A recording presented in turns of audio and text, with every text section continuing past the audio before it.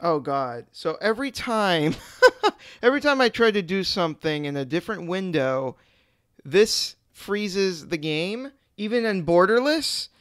Oh, we're in for a bumpy ride, folks. This port is a little jank, just a little bit, not too much, but yeah.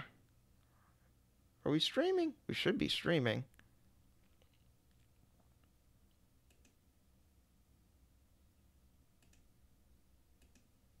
Oh man, we're off to a rollicking good start.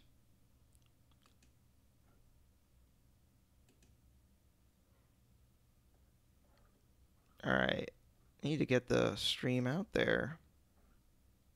Make sure people are watching before I embarrass myself with this game that I haven't played in like 10 years.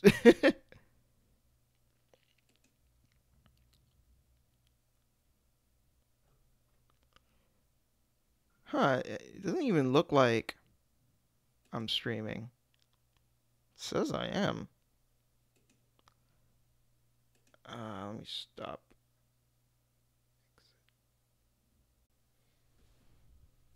Okay, we are back.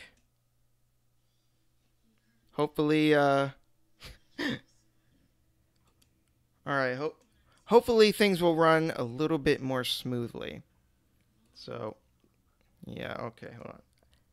Now, if I don't respond to the chat much, I apologize.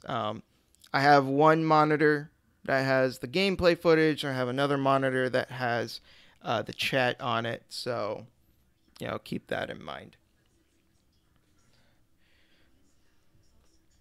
So yeah, this is the HD collection that just released today. You can get this on the PS4. You can get this on Xbox One. The version that I'm playing is the Steam version. So I'm gonna let this cutscene play out first, and then I'm going to pimp out the stream a bit on Twitter.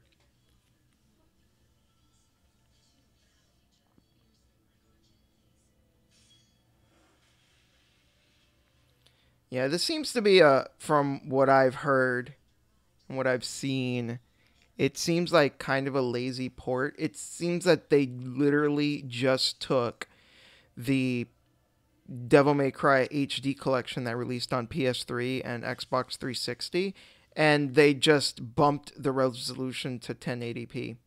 And that's it. It seems like that's all they did. How much gigabytes are required? This is the Steam version that I downloaded, and it was like 100 gigabytes, I think. No, not 100. I'm sorry, like 11. If it was 100, I would have like blown a fucking gasket. But no, it was like 11 gigabytes.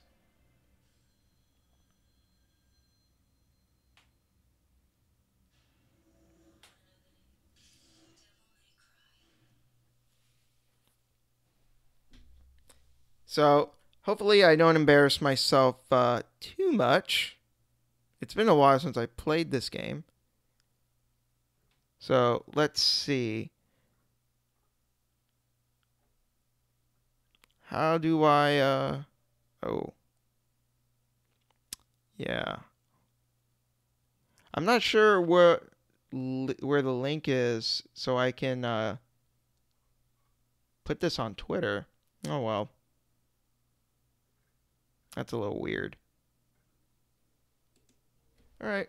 Let's just hop into the game then for now. We don't need no fucking tutorials. Gold mode is objectively better than yellow. Yellow sucks. Yeah, same intro. Let's just skip it.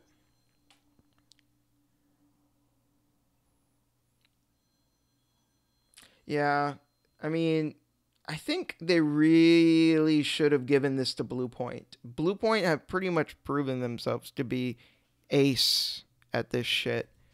Um, I think the original team behind this was a company called Pipeworks, which I've never fucking heard of outside of the HD collection. And they did an okay job.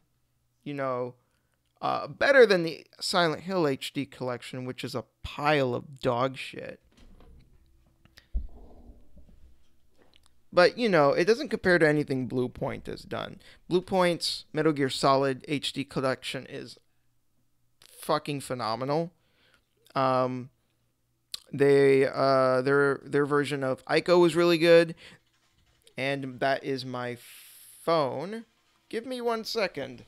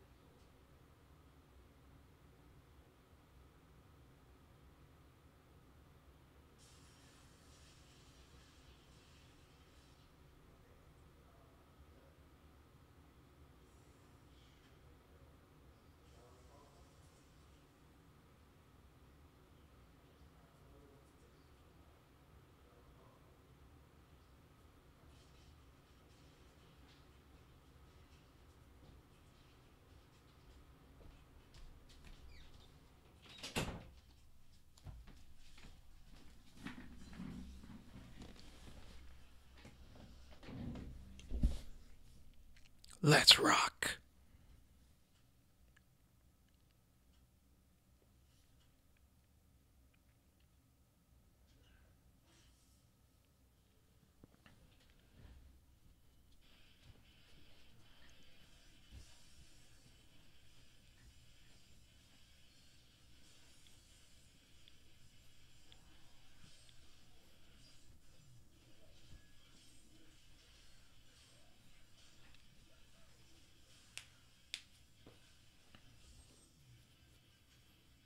And the choreography in these cutscenes is amazing.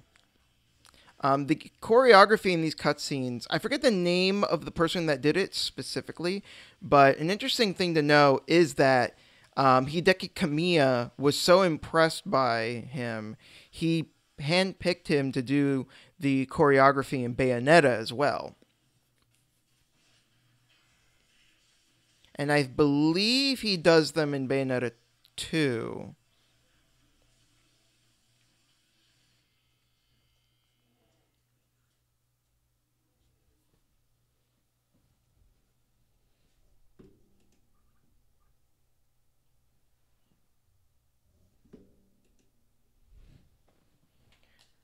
All right. So there's nothing really to customize right now. We don't have any orbs. So, you know, I guess we'll stick with Trickster for now. I can't wait for there to be a mod so I can use all the styles at once. That'll be awesome. It'll break the game. But yeah, say we have no red orbs. We can't buy anything. It'll break the game horribly, but it'll be fun as shit. So yeah, can't. First thing you gotta buy is Stinger. That's the first fucking thing you buy. You know, Drive, this move kind of sucks. The only enemy I've ever seen it like work on, I think, is like very specifically on Nevin, because you can charge it up and you can use it on her after she does an AoE attack. But other than that, like, this move is fucking worthless. I've never used it. And yeah, I mean, that's a double jump. It's, you know, double jumps are useful. Pretty self-explanatory. Let's jump right into it. All right, let's see how rusty I am.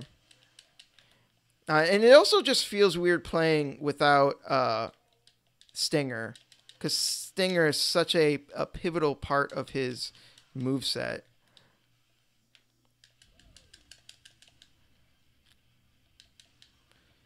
So yeah, I can't remember the last time I played this game. It's probably been like a few years.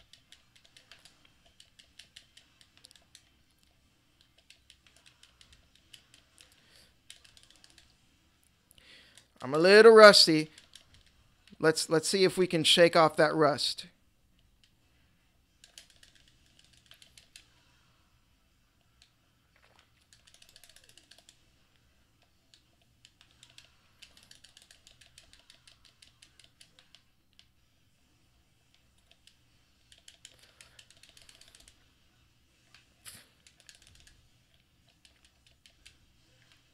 I remember the very first time I played this game, like the very moment I was able to start fighting these enemies, I felt so elated because Devil May Cry 2 was so disappointing. It was so bad.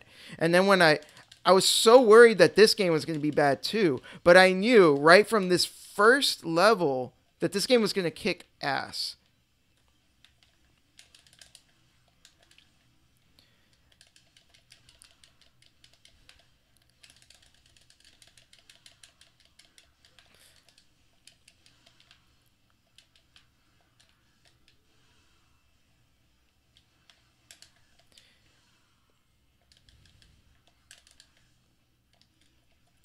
So some people complain about like the camera in this game, but I feel like as long as you have a grip on the move sets of these enemies and you're just like you have a general awareness of what where they are and what they're doing, you won't get hit. Like I got hit once cuz I'm still like rusty and I'm still trying to regain my old skills, but I only got hit once.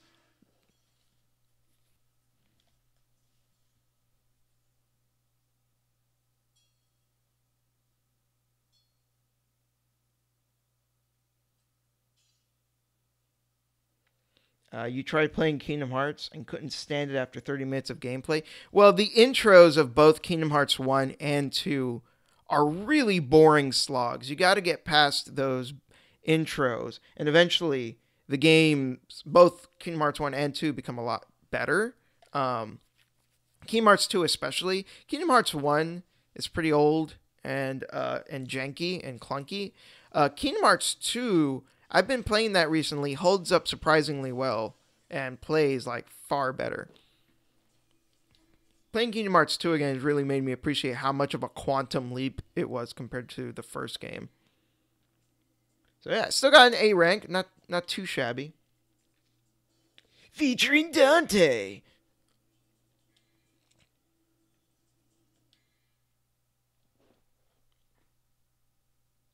DMC3 is easily in my top 5 favorite games of all time. Me too, buddy. I'm right there with you. Gotta learn this first.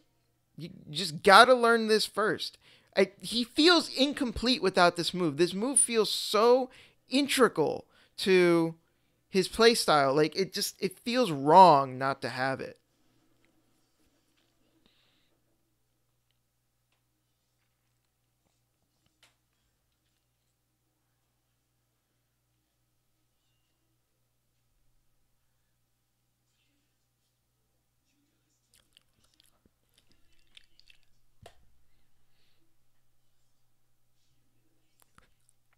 Uh, the fucking coat clips through itself in that scene.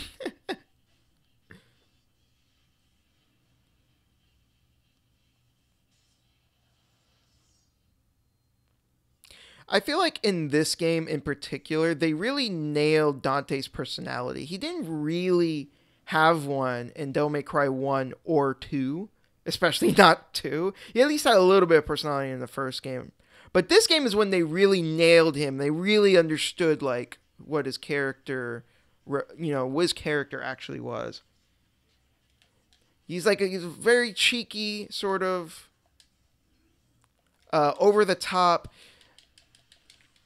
not meant to be taken that seriously. And that's one thing that kind of bothers me with people who like hate on Dante. It's like I really feel like they don't understand he's a fucking joke. Like you're not meant to take his antics that seriously. He has his serious moments. He has moments that like give him humanity, but like most of the time he's just a fucking goof.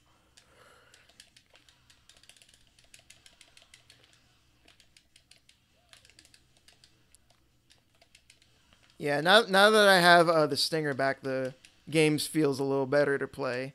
It just feels wrong without it. I do like that that's a move that you can see him do in the cutscene, and it's one that you can do yourself.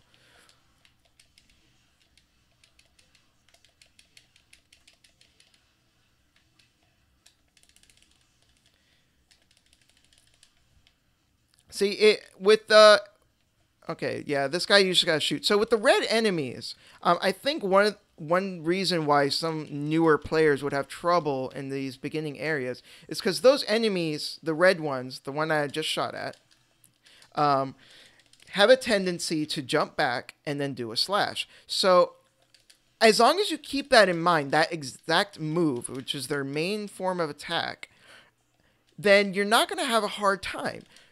When they're not in your field of vision and you know that one was nearby you just a second ago, then it's not hard to discern that, okay, he's probably going to attack soon. I should probably move out of the way.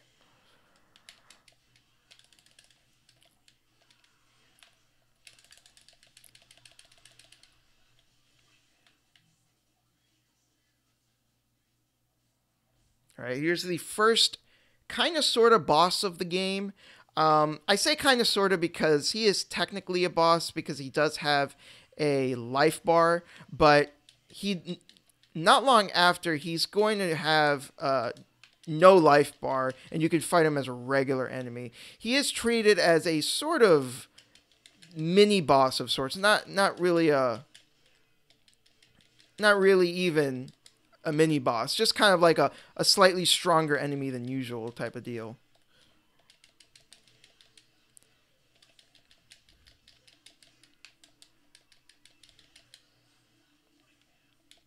Wow, he's a lot easier than I remember.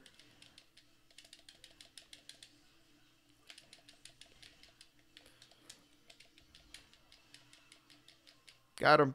I didn't even get hit. I didn't even fucking get hit. The first level I got hit once. Second level didn't get hit. So I'm getting my skills back.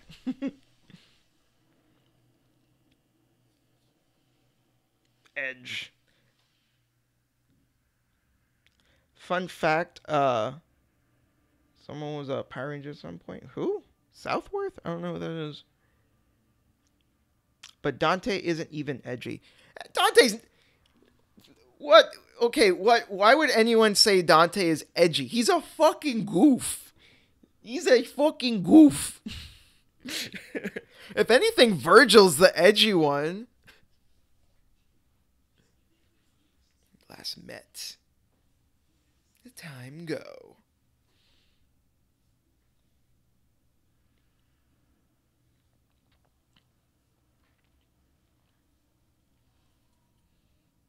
Ah, there's the beast. Virgil. Love Virgil. I strongly believe that Virgil is a big reason why this game is as good as it is. And I'm actually working on a video called Devil May Cry 3 and the Power of Rivalry. I'm still working out the kinks in the script, but it's mostly done. You know, I just need to do some finishing touches, and flesh out a few more concepts, and that video will be underway. I took my time a bit. Got a decent amount of orbs. No damage, though. No damage. So, pretty proud about that, at least. Got 4K orbs. Probably use that for at least a health upgrade. I can't upgrade the Stinger just yet.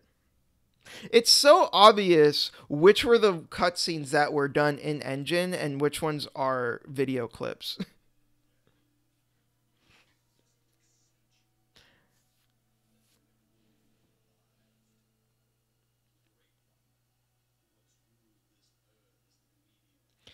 The game handled the edge really well, but you couldn't do this type of game this day and age. Why the fuck not? Why the fuck not? I say you can, and it's all about execution. It's not the fact that it's edgy. If anything, again, I only say not even the closest I would say this game gets to edgy is Virgil's character, but only by comparison to Dante. I wouldn't even say Virgil is an edgy character. He's not like an over the top like evil character. He's not like the darkness inside me or any bullshit like that. He's just a very focused, like um, very disciplined character. So he just compared to Dante, Dante's just a fucking goofball. What do you think of Kingdom Hearts Birth by Sleep gameplay wise? I think it's pretty good. I've only played as Terra though, and I played a little bit of Ventus, and I do feel that Terra isn't as fun to play as Ventus. He feels kind of clunky and slow. Ventus definitely feels a lot better to play as, just because he's like a faster character. But I do like it. I think it's good.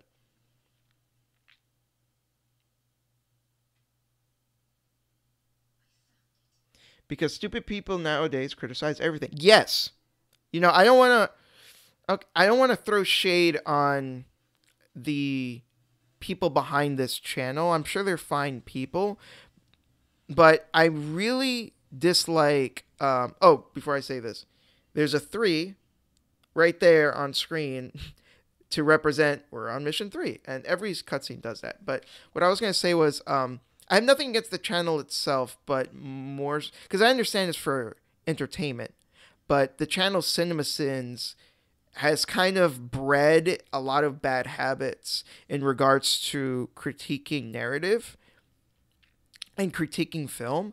I don't have anything against the channel and what they do, because I acknowledge that what they're doing is over the top and for the sake of entertainment. Like, it's, I don't think you're meant to actually take their videos like that seriously, if you get what I'm saying. So that's why I don't have a problem with them, but indirectly they have created like a lot of bad habits, because people do take those videos seriously. They do think they're being legitimate and serious, and as a result, you have people that think that they're these like geniuses, and that they're so smart because they nitpick films to like these minute details that don't matter, and they miss everything. Like, there's a brilliant quote by Bruce Lee in Enter the Dragon, where he's talking to one of his students, and he's pointing. He's doing a speech, and I forget exactly what led to this point, but he is like, pointing at the moon, and then his student is paying attention to his finger, and he smacks his student in the head, and he says, "Don't pay attention to the finger, or you will miss all that heavenly glory." And that, I think, sums up what the problem is. They are so razor focused on one thing, they are missing the entirety of what makes a film special or what makes a story special. And they're just focused solely on nitpicking and criticizing things that, in the end, most of it doesn't even matter. Like, oh, good for fucking you. You noticed that there was a cup in a scene that was red, and now it's blue in another scene. I guess the film is fucking ruined, right? Like, get the fuck over yourself. Sorry for the rant. I am passionate about this kind of bullshit. So, yeah, I can't afford that yet. Shame. I will just buy...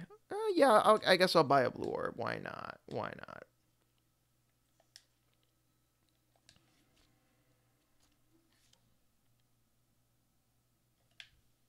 I believe if you come back, there's a little something.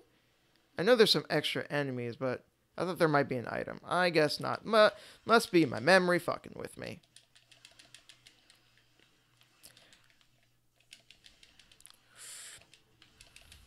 I got hit. No. You're too slow.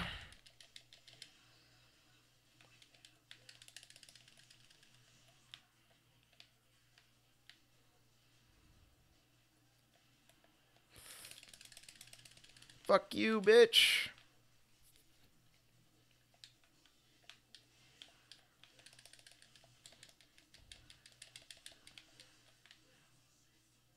Alright, that's it. Like the people who complained about the Warcraft movie. I never watched that movie. Oh, I hate these enemies. These guys, these guys are annoying. See,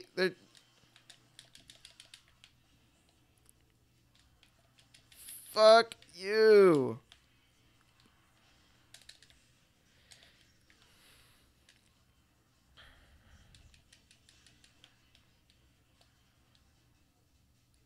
And you're all dead. Oh, wait. I can't believe it. They dodged that. I've never had that happen before. No. I want that guy. There we go.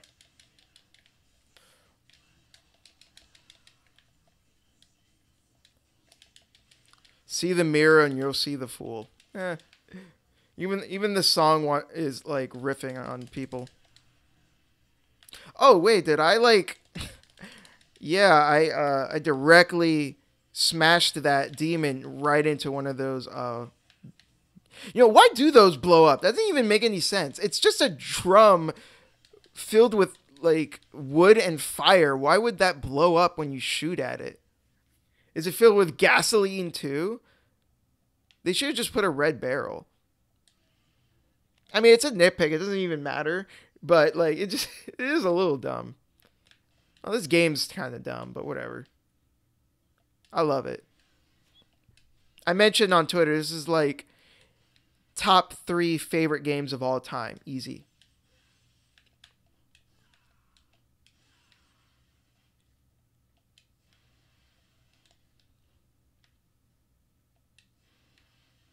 All right, got my health back.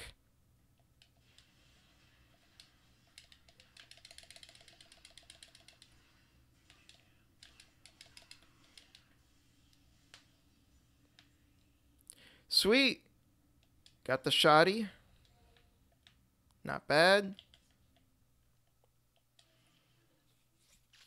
So I just want to say again, I apologize if I don't read the chat as much as I normally do. When I do it through the PS4, the chat is like on the right side of the screen, so it's a lot easier to read. The way I have it set up here, it's 2 monitors.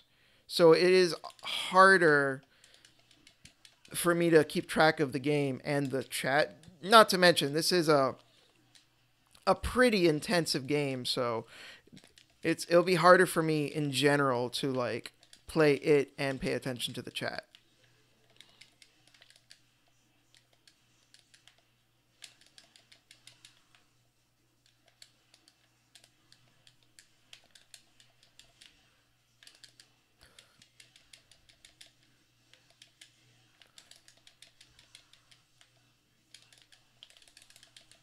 Ah, shit, you got me.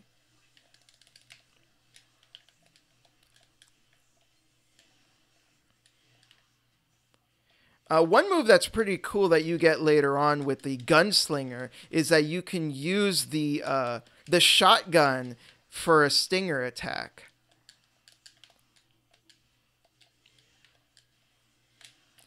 So these enemies are not like particularly difficult to deal with, but they already prove to be a up in difficulty for the player. They're definitely a step up compared to the enemies that we've been going up against so far. They teleport, they're a lot bigger, they have more health.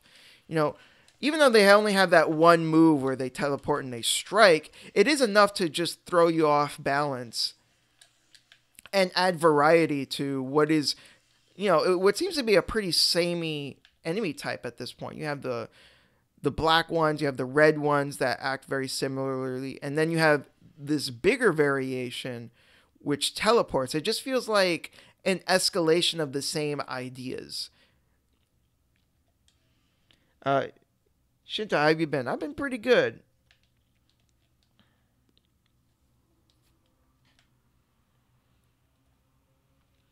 So, just want to let you guys know. So, I had mentioned earlier that, yeah, I have a video planned for Devil May Cry 3. But I also have another idea for a video talking about Shadow of the Colossus. And how it deals with the theme of obsession. Now, what was kind of funny was I was talking to a friend about it, and his immediate reaction was to ask, like, "Oh, can you explain?" Until he realized, like, wait a minute, that's the whole point of the fucking video. I thought it was pretty funny. So this probably has to be the biggest concentration of blue orb fragments in the entire series. Like, there's the blue orb that I just found up there. There's this. One of these style statues, as I like to call them. So there are two blue orbs. And then there is a secret mission right here.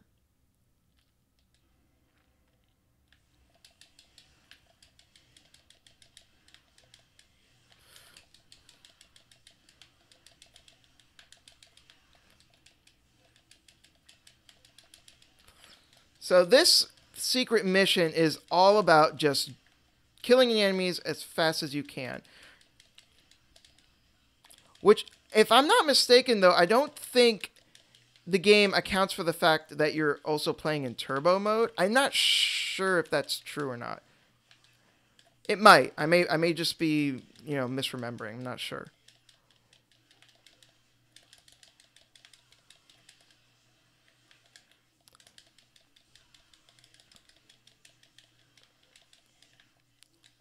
I'm cutting it close.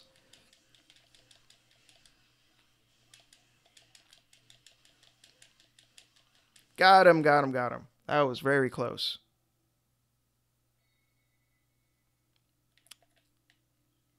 Hope the damage doesn't transfer. That would be kind of shitty. And we have 3 blue orb fragments now already.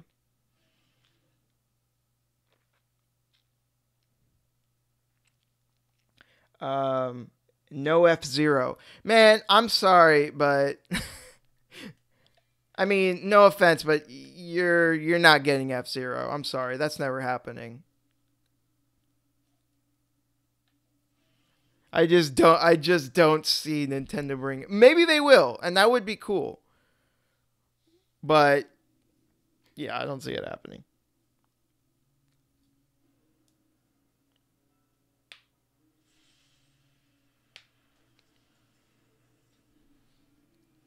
Cerberus. We're going to get our first weapon. This is a boss fight that I think is one of the weaker in the game. Not a bad boss fight, but hear me out. I think there's too much downtime in this fight. And what I mean by that is when you're fighting against Cerberus, in order to actually properly damage him, you need to remove the ice on his face, or on the heads of the 3 heads. And in order to do that most effectively, you should hang back and shoot the ice off first, and then approach and hit it with the weapons, with the melee weapons. And I think there's too much downtime in between the amount of time it takes to shoot the ice off and then hit it more directly. Shintai, how do you feel about Octopath Traveler? I love it. It's good. I like Octopath Traveler a lot.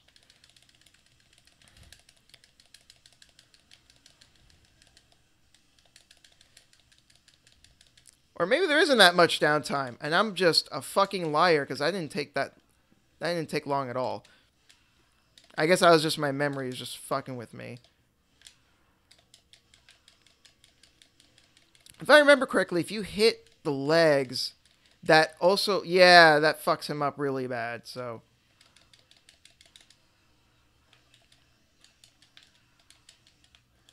And he gets his ice back. I think what I'm thinking of is when he turns red, then the ice takes longer to come off. That may be it.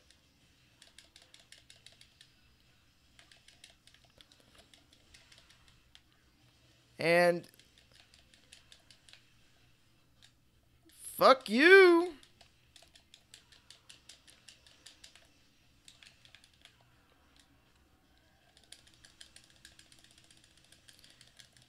No, I guess that doesn't take that long either.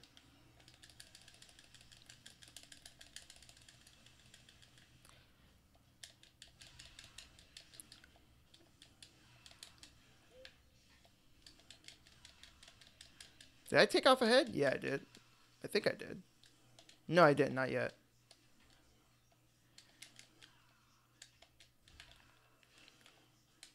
Man, the delay on those swipes are so deliberate. There we go. I took off ahead. Just to fuck you up, right?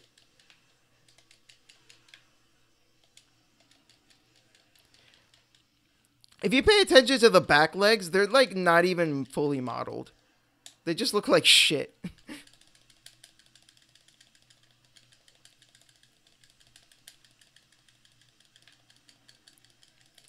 I remember a friend of mine back in high school who played this game, and he said that this game was super easy, and I was like, really? You think this game's easy? And he's like, yeah, you just hang back and shoot everything. And I'm like, that's the most boring fucking way to play this game. It would take forever, too. Like, why would you play the game like that? Yeah, I'm just going to shoot at everything. Like, are you fucking serious?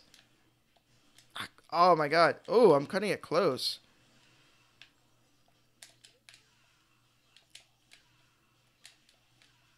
We got him. Come on. Yeah, ooh, that was close. I got a little cocky there.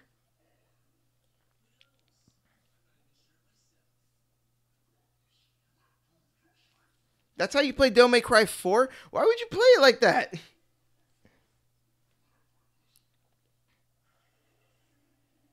Man, I really fucked up on that fight. I was so focused on like rambling about whatever dumb bullshit I was talking about, and then I just realized like, oh wait, I'm fighting a boss.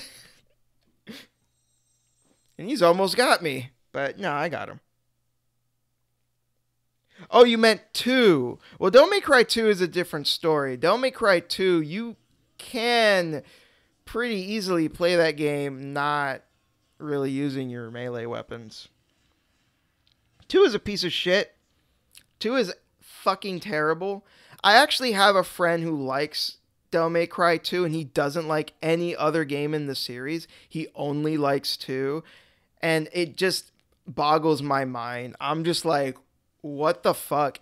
He actually won like because for the longest time he never played through Devil May Cry 3, and whenever he would try to talk shit on it, I would tell him like, dude, you haven't even like played it all the way through. And then one day he did, and then I'm like, okay, what do you have to say about it? And he just complained about it. And I was just like, I don't agree with literally anything you're saying.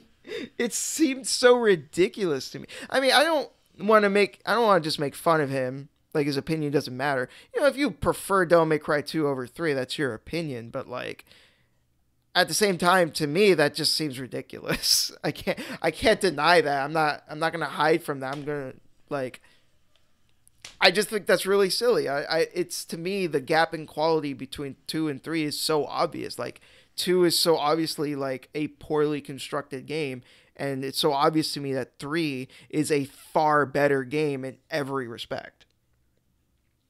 What are your thoughts on Dante's Majin music? Wait, what? Dante Majin from Devil May Cry 2. What the fuck is a Dante Majin? Do you mean when he like you mean his upgraded like devil form in 2? Is that what you meant? I don't even know how that activates.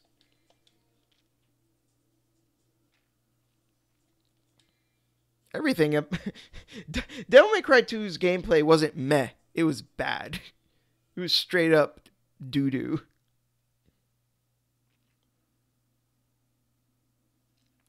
One is a bit superior than 2. No, 1 is far superior than 2. No, people, let's get it straight right here, right now. Devil May Cry 3, 10 out of 10. It's up here. Devil May Cry 1, 8 or 9 out of 10. I haven't played Devil May Cry 1 in a long time, to be fair, but, like, it's still a good game. Devil May Cry 2 is like a 3 out of 10. It is like fucking down here. It's a piece of shit. It is fucking really bad. It is a bad fucking game. So don't tell me that it's only a little bit better. It is Devil May Cry 1, don't even compare it to 2. There is no comparison. It is a far better game. You didn't like Devil May Cry 1? I mean, come on. Yeah, it's old and it's janky. Or I wouldn't say it's janky. It's jankier compared to 3 and 4. But Devil May Cry 1 is still a good game.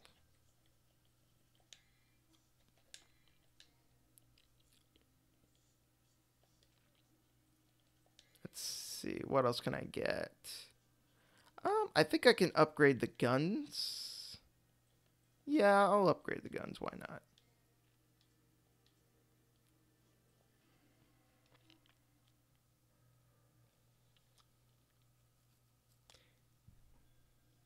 Oh, you don't like Devil May Cry 1's puzzles? They're not even hard puzzles, honestly.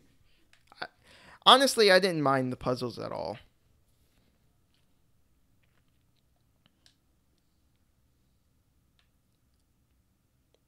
So, kind of interesting, that door, you're not even going to touch that door until much later in the game when you come back to this area.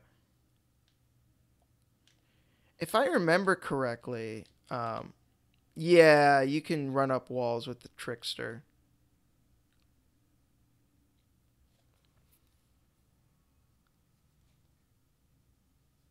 Yeah, you have like a really you have a strong hatred of puzzles.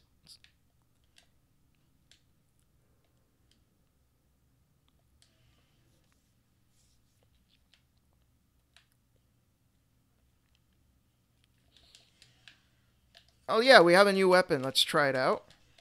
Now, this is not a weapon I use all that much, to be honest. Like, I'll use it for like the little bit that I have it. Like, I'll mess with it, and then right when I get angry, Agni and Rudra, I'm like, bye bye, servers gone, servers nunchucks, never again. I don't know. It's not like it's a bad weapon. It's not like I dislike it. I just don't find it as interesting to use compared to Agni and Rudra or the Beowulf gauntlets.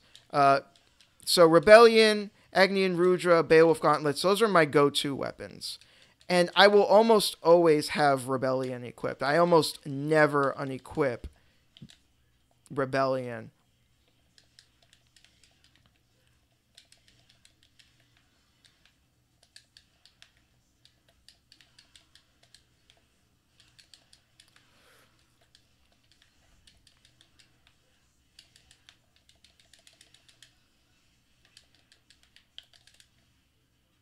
Oh, I thought he was dead. My bad.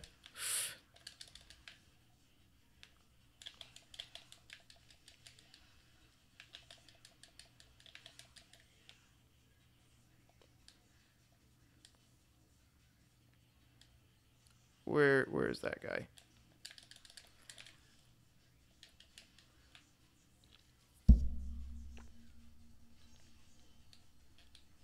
Ah, motherfucker!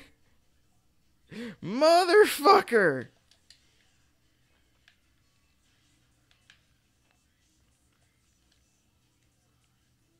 Wait. I will say that on the topic of edginess, since we were mentioning it before, some of the music is a little edgy. I'll admit to that. Is there, you've got lyrics saying stuff like "with your hate," and it's like, yeah, okay, that's kind of cringe. Honestly, I think it's trying with the music.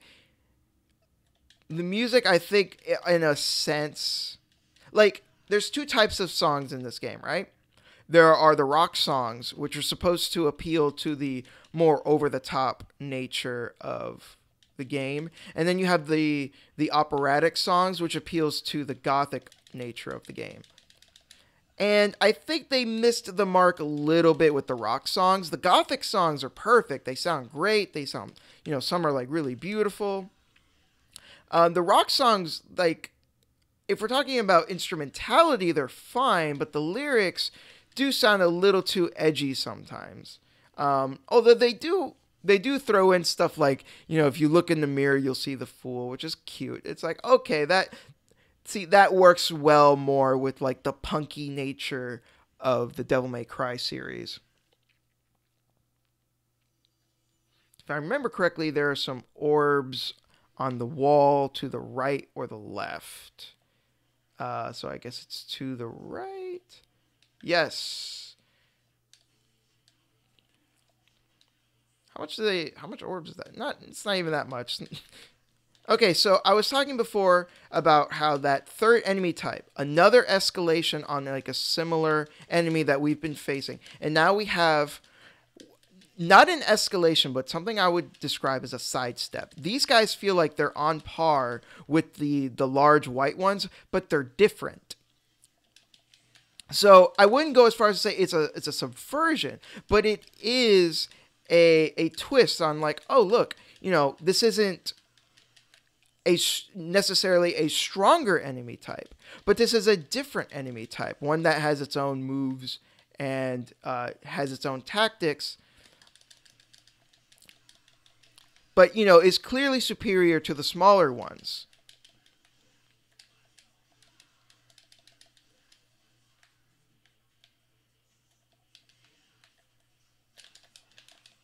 Game design, folks.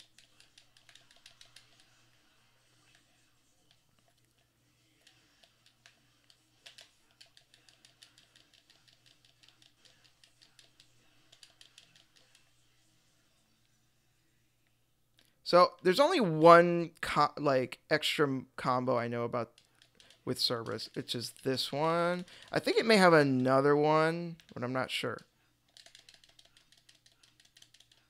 Yeah, I know that's the basic combo, and I know about the one I just showed. It might have a third combo, but I don't remember it.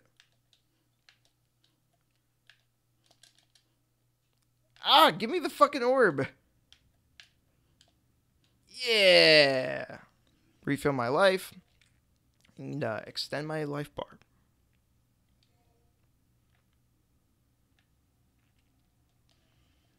Never played Chaos Legion, but sounds fun. I beat Chaos Legion in high school, and I remember liking it, but I don't know if it holds up. So, don't quote me. Don't. I don't know if it's still any good. So yeah, you're supposed to fall there. So I really like this because like this area, it just makes you feel panicked because like, especially if you're playing the game the first time, you don't expect the you don't expect the bridge, I guess, to fall. And you're falling in this area. It's like claustrophobic. It's filled with enemies. Left and right, all around you, enemies. And they're it's a combination of like the white ones, the red ones. Like me now, I'm like whatever. I'm just mowing them down. But like first time playing the game, this could freak you out and be like, oh shit.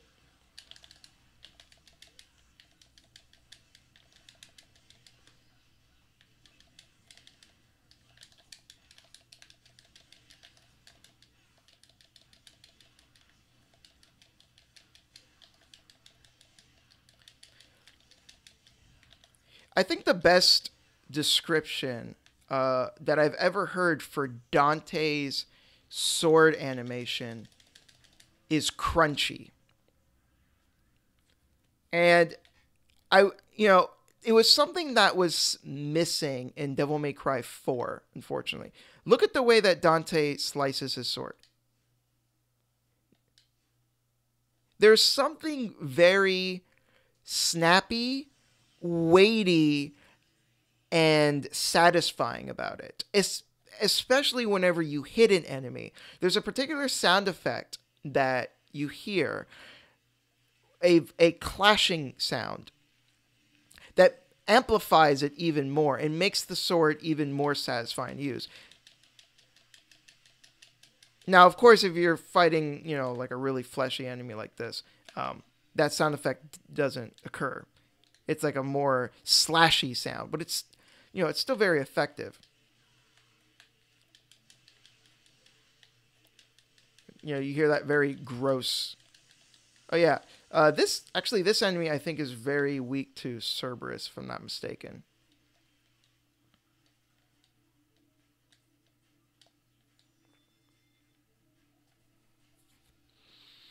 All right, where's he coming from?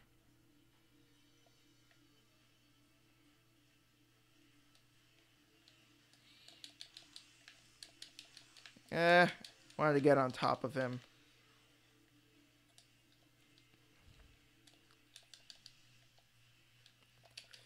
There we go. Oh no, that was a fail.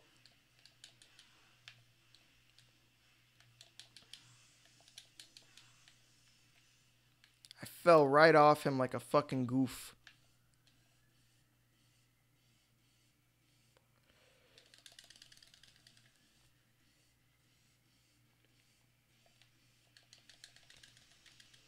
I hate when he does this. I miss having the air dash.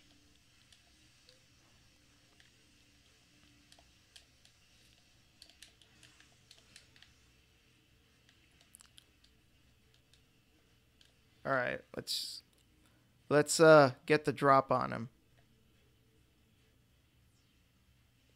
Oh no, swerve. Yeah, I would have to say like this is probably one of the worst boss. I might actually go as far as say this is the worst boss fight in the game. It's not very fun to fight. I was too harsh on Cerberus before when I said like there's a lot of unnecessary downtime. This boss fight has a lot of unnecessary downtime. This is the worst fight in the fucking game for sure.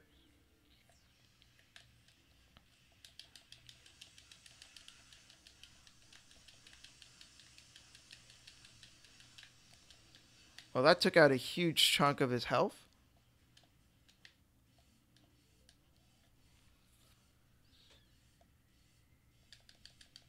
Is he gonna? No. Okay. No, you son of a bitch.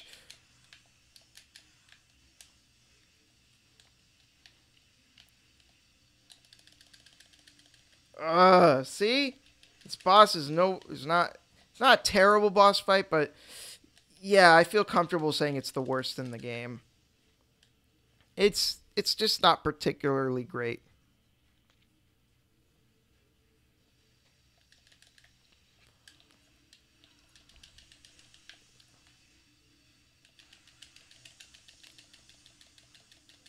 All right, we got him. We made it.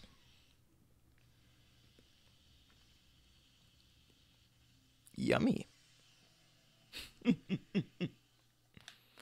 Pest control.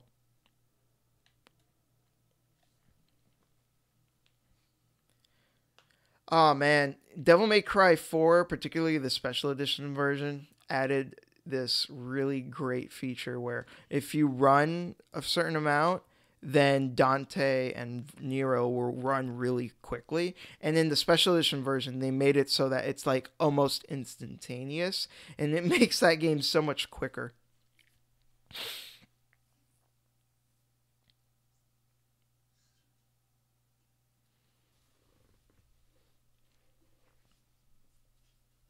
Actually, did I put this game in turbo mode? I'm not sure anymore. I thought I did.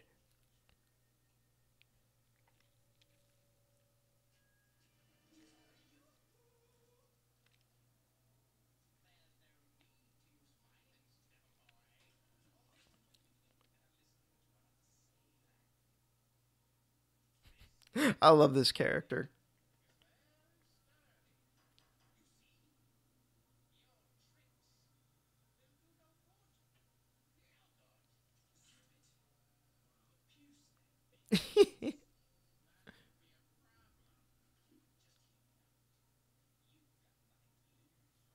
So, I guess I won't spoil it um, for those that don't know. But there are, if you pay attention to the performance, there are actually little hints as to the nature of this character's identity, which is a nice little detail.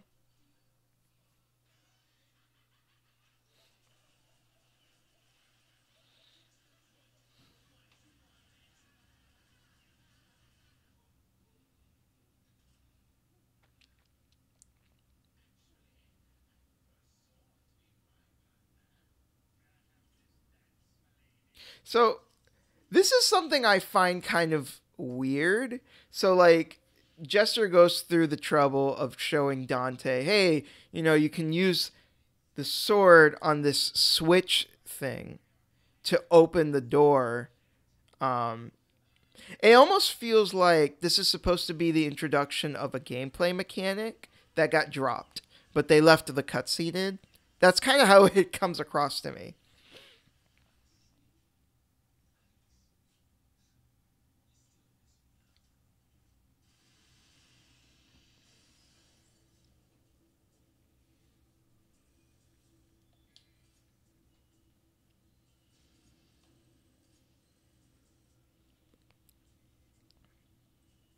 I got a decent amount of orbs out of that.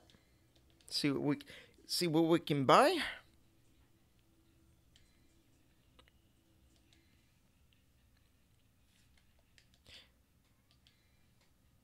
All right. How much more do we level this up? So for the uninitiated, you can equip a style, and just by having the style equipped, it will gain experience points. I think it's per enemy. Like per enemy killed gets you experience points, and then when you level up the style, then you learn new moves. So right now, all I have is the standard dash and the wall hike, so you can like run up on walls and stuff. Eventually, when I get to level 2, it will grant me the double dash, so I can do 2 dashes consecutively, and an air dash, which is the most important feature. And then when you get to level 3, you can do 3 consecutive dashes, and you can teleport. So I like Trickster a lot, because I'm the kind of person that likes to dodge a lot. Swordmaster, Gunslinger are also really fun to use. Obviously, Swordmaster is really good if you want to maximize attacks. Gunslinger, I'm not as fond of compared to Swordmaster, but it's still fun in its own right if you really like using guns. Royal Guard is like a very high skill style. This is the type of style you want to use if you are ready to master this game. I never got good at it because I'm not really good with timing like attacks and stuff like that. Like in Dark Souls, for example, I never parry. I'm not the kind of person that likes to parry. If you're the, I'll posit to you like this then. If you're the kind of person that likes parrying in Dark Souls, then Royal Guard is the style for you. It's like a style based around the parries in Dark Souls in a way. Which sounds really strange to say given that Devil May Cry 3 came out, a good amount of years before even Demon Souls was a thing, but just trying to explain it in a way for people who've never played this series. All right, there seem to be a few questions. Shintai, is the Pope? Oh, this isn't a question. Shintai is the Pope of dodge mechanics. He's the Piccolo of real life. Dodge. Nero is asking Shintai, what do you think of Terra's story final boss music in Birth by Sleep? I'm gonna be honest. I don't. I mean, I think I remember liking the track, but I don't remember it like right this second. I remember liking most of the music in the game, so there you go. Does anybody use Royal Guard? Like I said, Royal Guard is a very high skill ability. It's the type of ability that you're ready to master the game. You are ready to like take it to the next level. So the people who use Royal Guard are the type of people that you see doing combo videos. All right, let's see what I can get. So, all right, I already maxed out Stinger. Fuck Drive, it's a piece of shit. I don't have enough for Air Hike. I really want Air Hike. I might just, yeah, I think I might just save for Air Hike. Let's see, I might get, I I'm not even really going to use Cerberus much, to be honest. It's just not a bad weapon, but okay, look, I'm going to be fighting fucking Agni and Rudra. So, actually, now that I think about it, I think I'll extend my health. Just in case.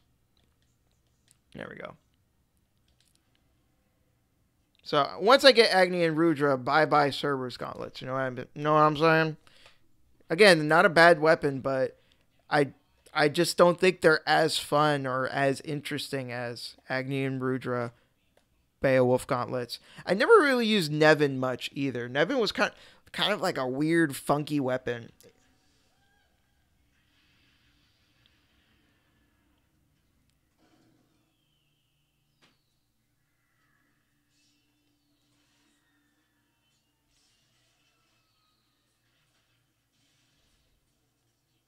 Okay, so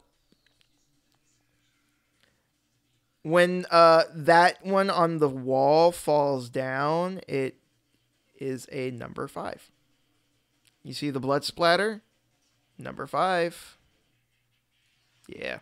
So the way to defeat these guys is you've got to attack them first. Actually very similar to Cerberus. You have to shoot them first in order to... Man, you're kicking my ass. You got to shoot them first in order to hurt them. Now, when they start to bloat up like that, that means they're about to multiply. When I was a kid, and I wasn't a kid, I was in high school. Yeah, when I was in high school and I first played this game, I didn't know you were supposed to shoot them first. And I was just hitting them, and it wasn't doing anything. And I was like, what the fuck is going on? I also should start paying more attention because I'm already at half health. Holy shit.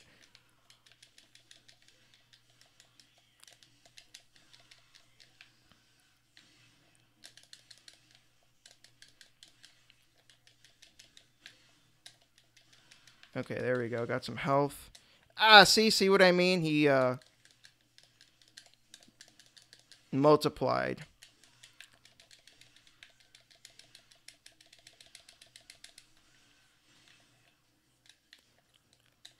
I will say one thing that was fixed in Devil May Cry 4 is that sometimes when you use the stinger, it will go into the million stab. And it's kind of it's not random per se, but you have to just keep doing consecutively, and eventually it will do it. I think you have to do it like 2 or 3 times in a row. But Devil May Cry 4 fixed it in a way that you do it on command. What I mean by that is when you're going to do the stinger in Devil May Cry 4, if you let go of the analog stick while he's doing the motion, while he's doing the animation for the stinger, then he'll do the million stab. As opposed to how it is in Devil May Cry 3, where you just have to just keep doing the stinger until eventually he does it. Of course, another way to activate the million stab is to do this secondary combo and do it very quickly. You have to press the button very fast.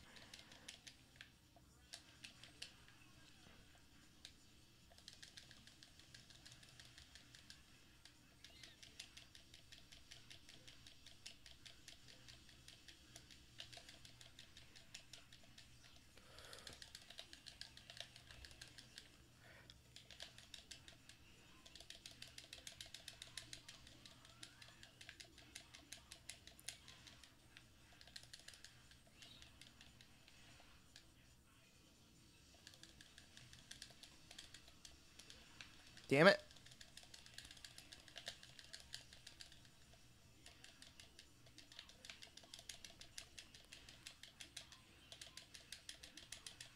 Almost got him.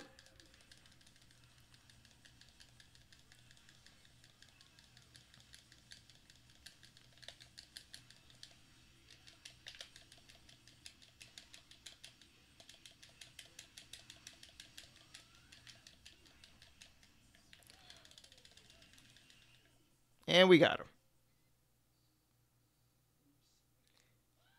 Stinger is the best video game move of all time.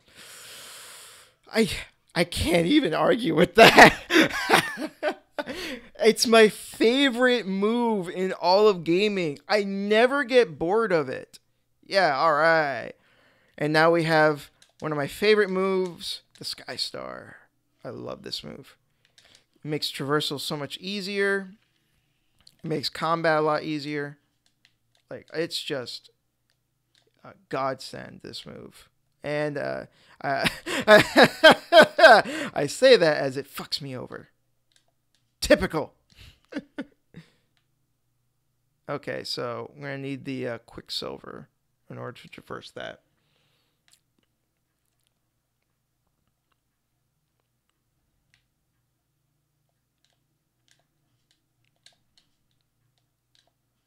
So, like, I feel like this move is one useful because it, helps you run around a little easier. You know, a little faster, but also it's just really useful in combat.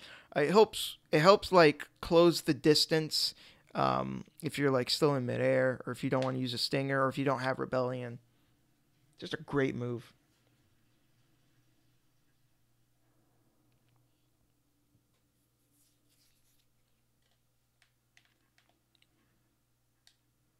I couldn't make it.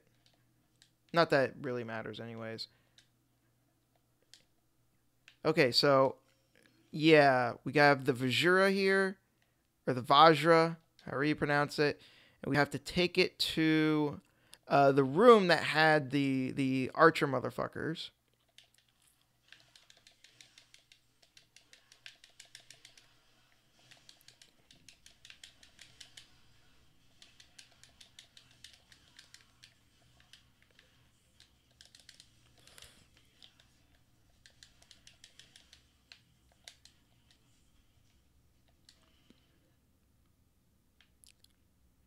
Yeah, okay, here we go.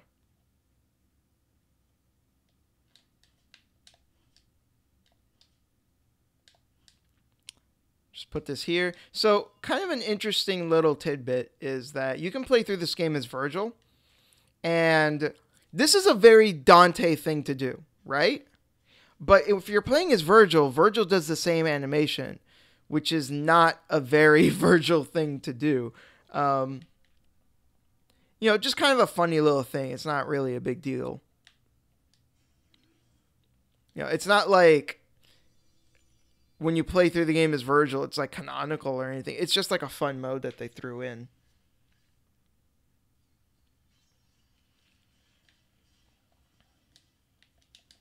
So, kind of another little tip.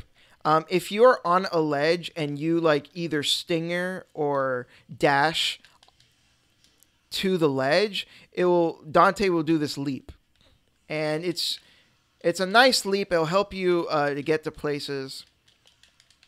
Help close gaps, that kind of thing.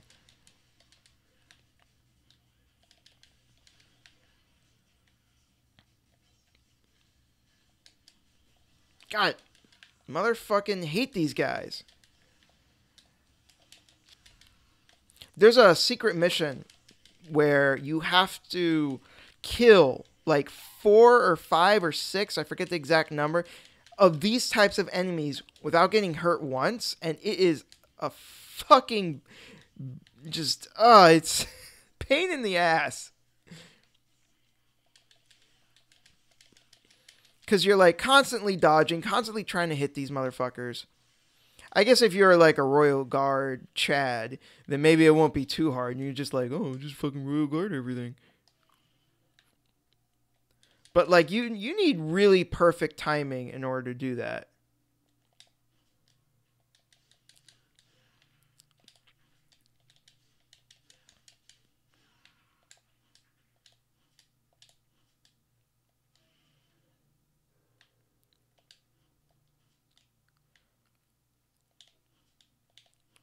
Whoops.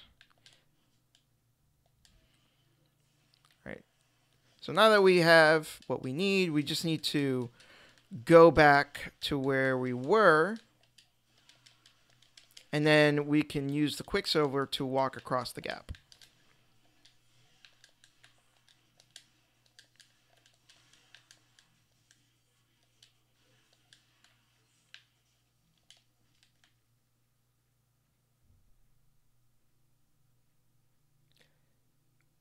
Virgil's busted in 4. Yeah, he is, but I don't care because he's just a thrown in extra thing, and I don't really think it matters that he's broken. It's just for fun, you know. As long as, like, my kind of outlook on it is, as long as the main game isn't broken and the main game is balanced, you know, what the fuck does it matter that they threw in an extra mode with an OP character? Motherfucker. Right? I mean, I don't really think it's a big deal.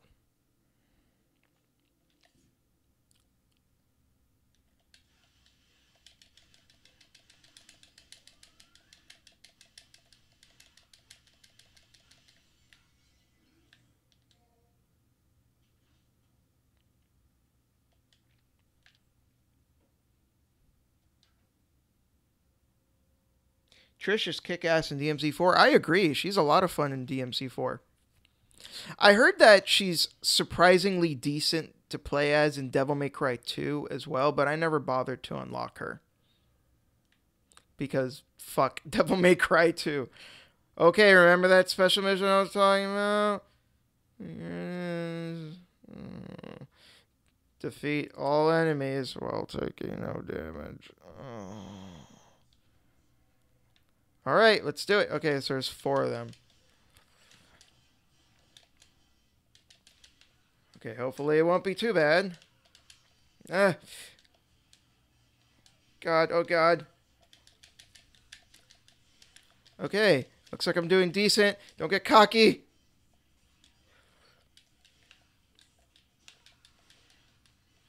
Yeah, fuck you. First try.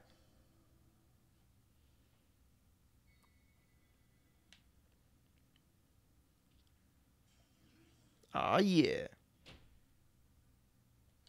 The elevator secret mission's even worse. No, it's not. There is actually a really easy trick to that one. You see, when the elevator is going up, all you need to do is run up the walls and it will reset the enemies.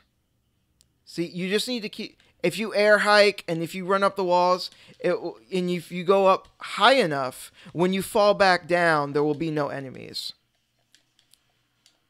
So it's actually super easy. Granted, you may say, like, oh, that's an exploit. You know, whatever.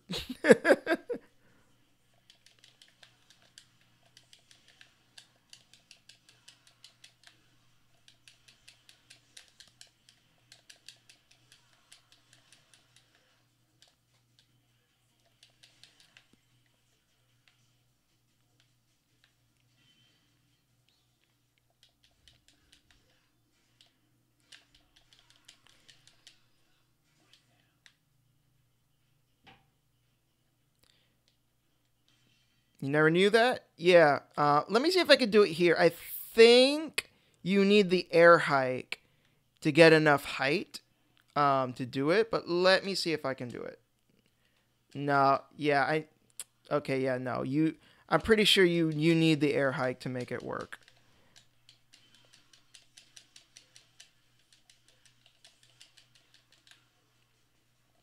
Yeah, I just tried to do it, but yeah, I'm pretty sure you need the air hike to get enough air to enough distance from the elevator that by the time you come back down, the enemies will reset.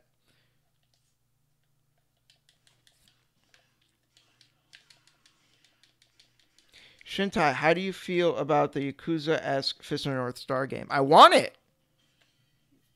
Give me a release date, Sega. You motherfuckers.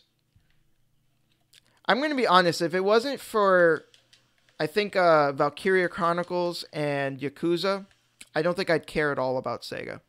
Those are literally the only 2 things that Sega has going for them right now.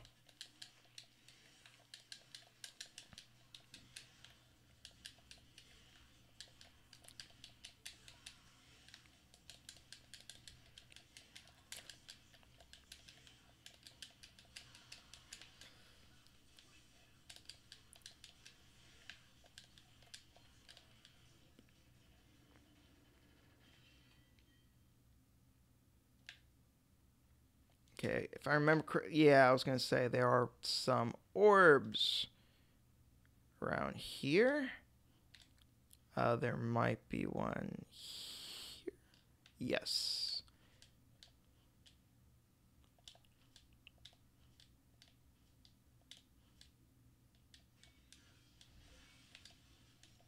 Okay, so Agni and Rudra, which is the boss we're about to fight, I would say is the first proper. Well, I guess Cerberus is like a proper boss fight, so I guess I shouldn't say that. Um, but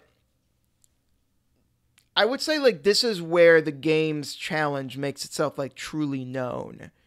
Like this is the moment where the game is like, yeah, we're not fucking around. You're gonna fight two bosses at the same time now. Deal with it, son.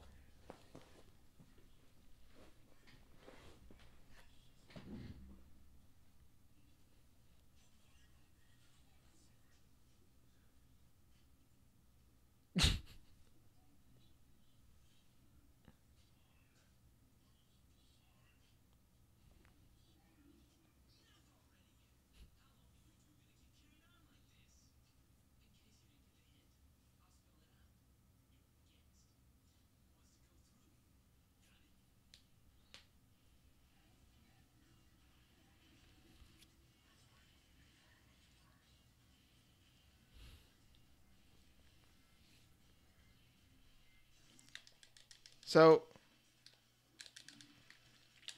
yeah, like I said, this is when the game is like, yeah, we're not fucking around. You know, a trick with these guys is if you kill one too soon, then they're going the one that's left is going to become very powerful. So the trick is to make sure that you evenly attack both of them, and you make sure that uh, that by the time that you take over the not take over rather when you try to kill the last one, he's got like no health left, and you can just waste him.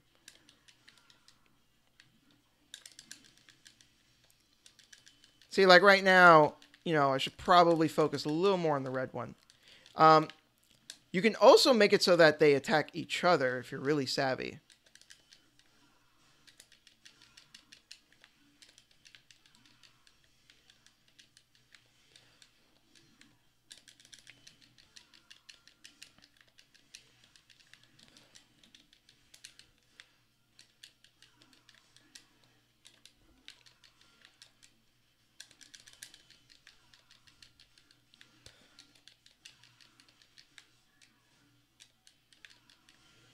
Ah, motherfucker got me.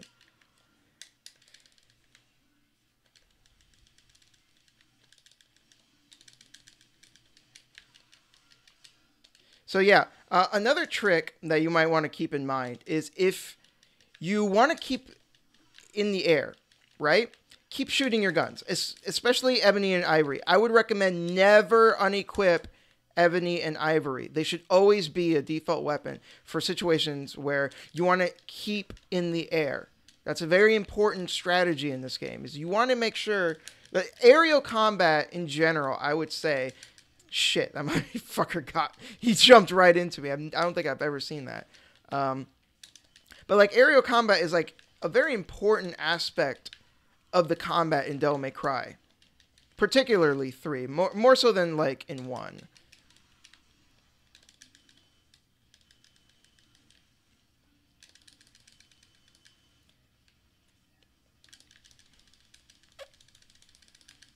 So like this guy jumps, I wanted some more airtime, so I kept shooting the guns, even though I fucking got hit.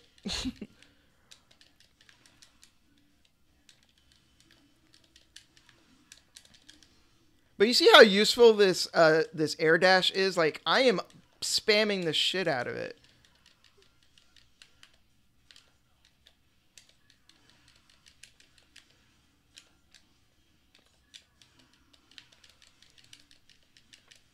Yeah, fuck you, buddy!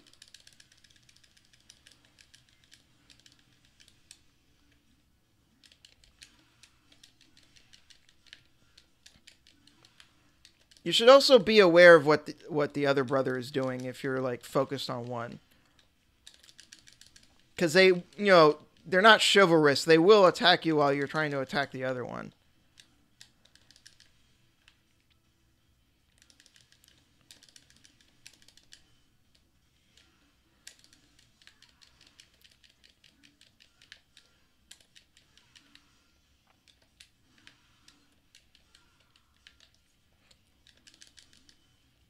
I'm not sure if like Cerberus does like particularly extra damage against him because he's fire. I guess not. I don't really see a huge difference. Yeah, I shouldn't have even switched to it. I got hit a few times.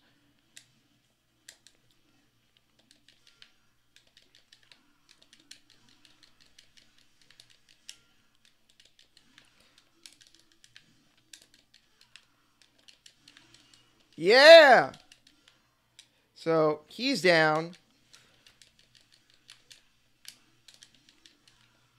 He's almost down. Oh! Get wrecked! Get wrecked! Fuck you, buddy. You're down. You're dead. You're fucking dead. You are fucking dead. Fucking dead. Yes! Get out of here with that shit. Ha!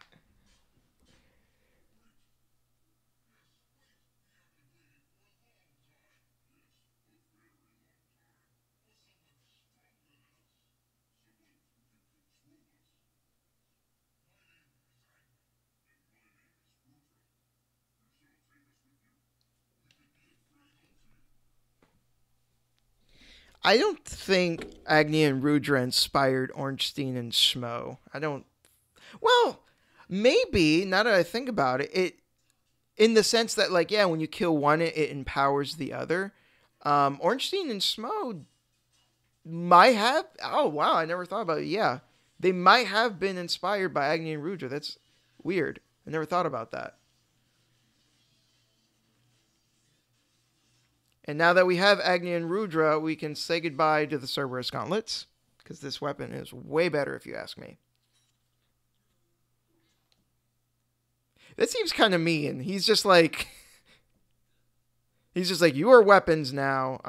And like what? After this game, what is he gonna do? He's just gonna throw them in a closet? They're like sentient creatures, and he's just like denying them the just the option to speak. I usually don't do so bad on time. It's because I'm talking to you, motherfuckers. I probably have enough for an air hike, but I might also want to put some, like, buy some moves for Agni and Rudra. Okay, so this is clearly a video clip because suddenly the resolution dropped to shit and looks really blurry. Yeah, Agni and Rudra with Swordmaster is fucking awesome. Totally agree.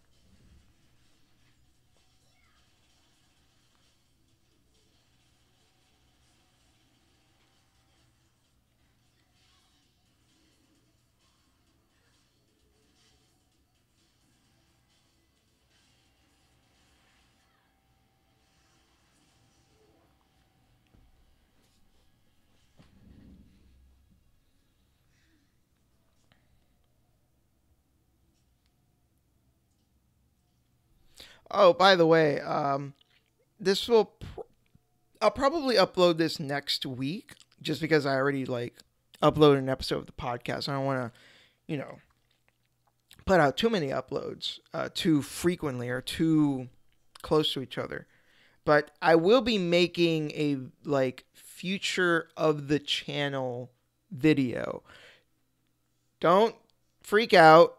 I'm not going anywhere. I know a lot of people who like make videos like the future of the channel. It means that they're shutting it down or something.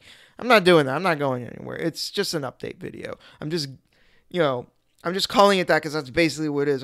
I'm like just explaining like, hey, this is what I'm doing moving forward. I'll probably upload that next week. I'll also mention some other stuff that I've been doing. Like, I don't know if you guys know, but I've been in a podcast. Oh, wow. I actually don't even have enough for air hike. So, let's get Whirlwind and Jetstream. Yeah, that's good. That's pretty good. But yeah, I'm in a podcast called the Backlog Battle Podcast. So, if you are unaware of this, then check it out. It's on iTunes. I'm the old host basically lost interest in video games, and not completely, but he's like more casual now, and he didn't really want to do the podcast anymore. And that's when the co-host like approached me and was like, or rather the host, it's his show mainly. I'm just like along for the ride. But he approached me and he was like, hey, my co-host doesn't really want to do this anymore. Do you want to be the co-host? And I was like, yeah, why not? Before anyone thinks that that's the reason why I haven't uploaded as much on the Final Bosses podcast, has nothing to do with that, to be honest. It really just has to do with scheduling between me and Ultimate Floyd. Also, to explain this puzzle real quick, it is the 3 stages of life. So I walked through this one already. This is the child, the baby that walks on all fours. Next, a man that stands upright with 2 legs. And the final one is the old man that stands with a cane.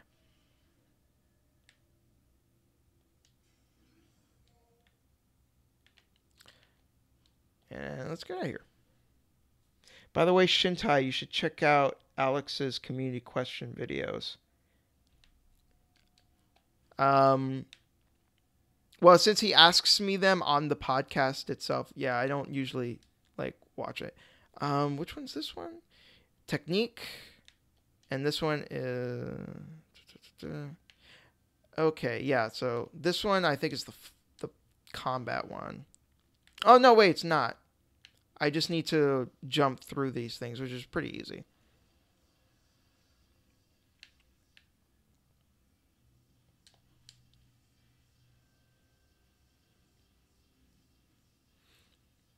I also recorded an episode of Majority's podcast with him.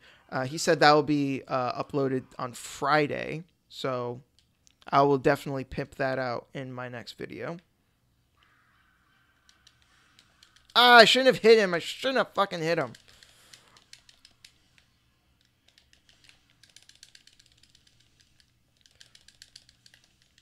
Oh, I forgot to switch.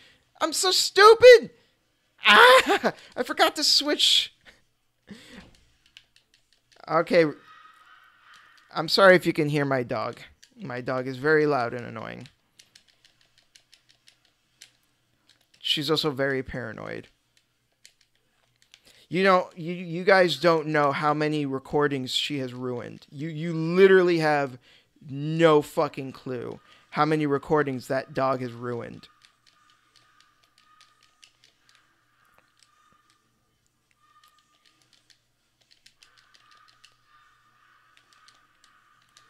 Oh, are you fucking serious?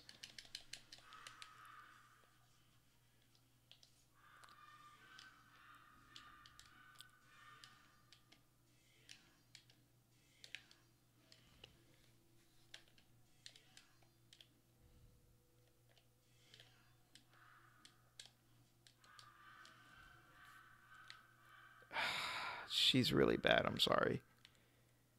Okay, so yeah, I remember this one. So you have to like activate the switches and defeat all the enemies, because otherwise the enemies will be in Devil Trigger.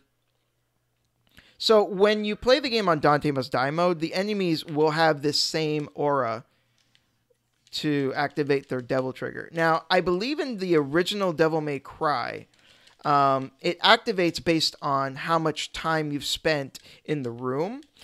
What's kind of weird is in Devil May Cry 3, it's based on how many enemies have been killed so far. So, like, when you kill a certain number of enemies, that will activate their Devil Trigger. So, what the strategy you would have to come up with in Devil May Cry 1 is to just fight all the enemies as quickly as possible. What you end up having to do in this game is you have to, like, basically hit all the enemies until they're down to like one sliver of health left, and then that's when you attack all of them. So just a bit of strategy to keep in mind.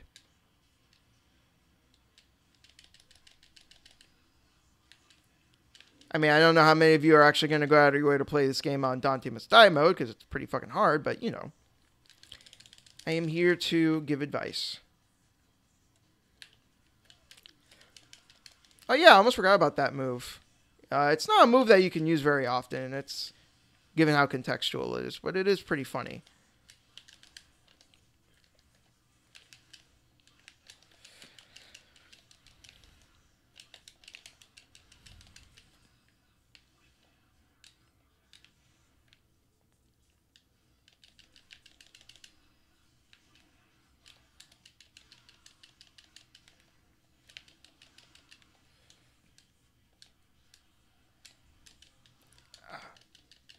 So these teleporting fucks kind of makes this more difficult.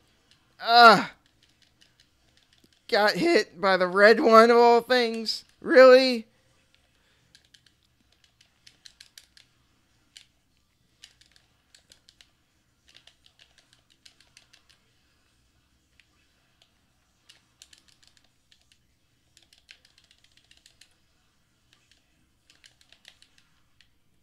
Alright, we did it.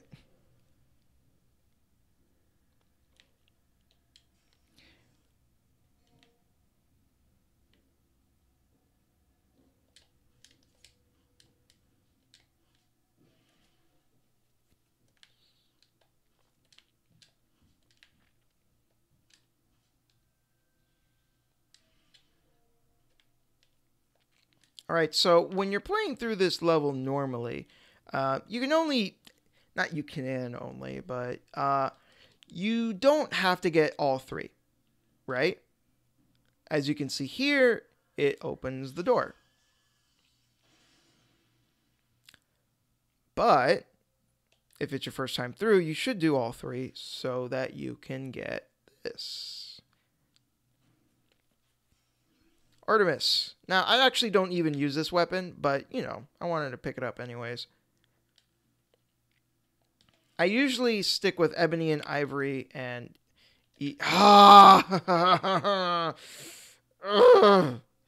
Fucking mad about not bringing it with me. Okay, so this is one part of Devil May Cry's platforming that's like kind of a pain, is like these little ledges that they put here. Like, normally you shouldn't even really bother with them, but like I think there's a blue orb fragment up there if I'm not mistaken. Ah, come on.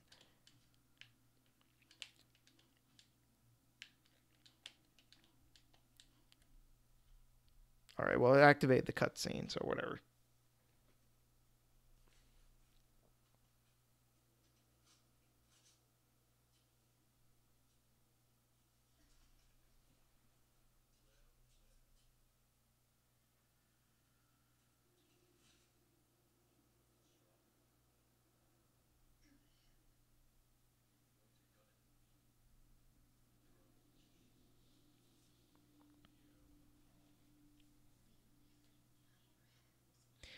Are you talking about Gilgamesh from the Fate series? Why are we mixing Fate with Devil May Cry? That seems weird.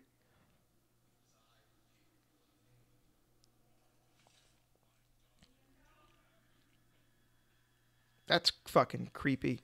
Drops a book on her face.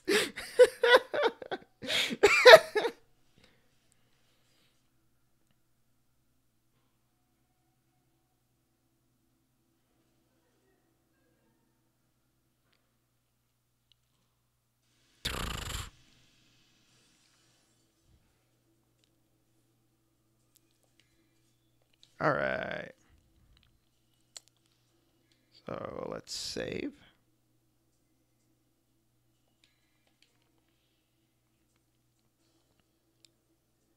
Making some decent progress. I think the next mission is mission 7, which is where we fight Virgil. I think that'll be a good stopping point.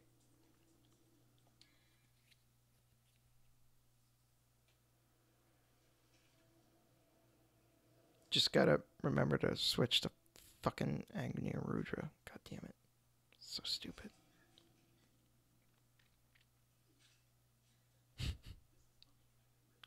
Yeah.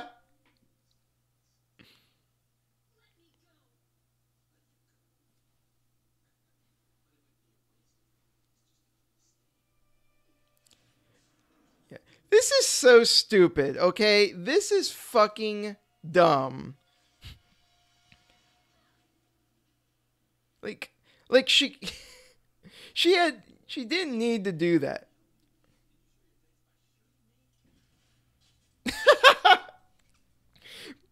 He catches the bullet with his fucking teeth. But like, I'm with Dante on this. It's like, what the fuck is her fucking problem? I find that to be an interesting detail. Like, she was willing to shoot him, even if he was human. So like, I think that can. I don't know. I think that's a little weird.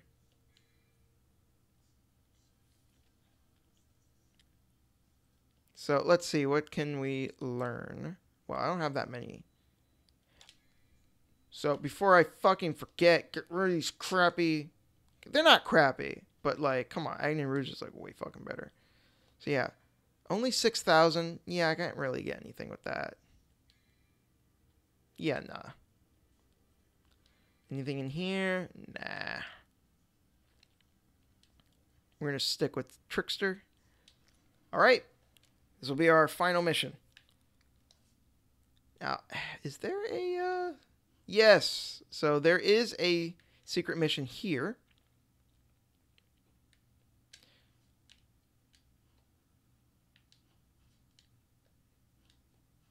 Okay, so there isn't a blue orb fragment there, but I know that there is one in another room that looks just like this.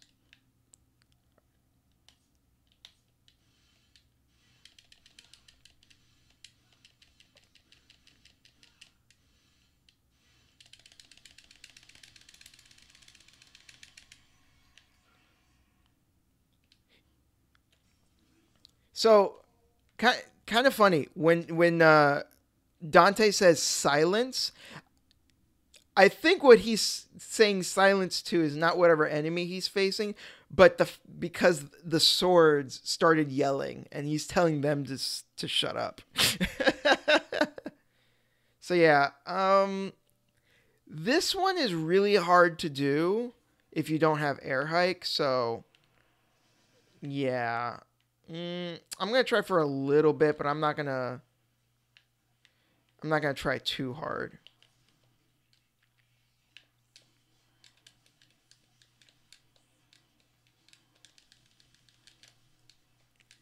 So yeah, the trick is to like get them bunched up in the corner like this, abuse ebony and ivory, hike off their heads.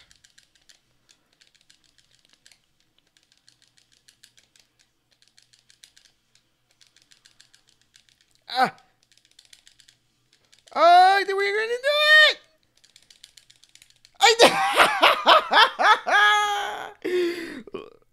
I did it without air hike. Yeah, boy. Man, I can't believe how fucking quickly I did that. I think that's the fastest I've ever done that. Holy shit.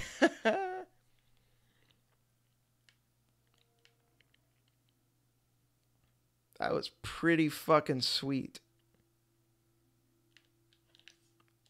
Okay, so I think I'll hang on to Agni and Rudra for now.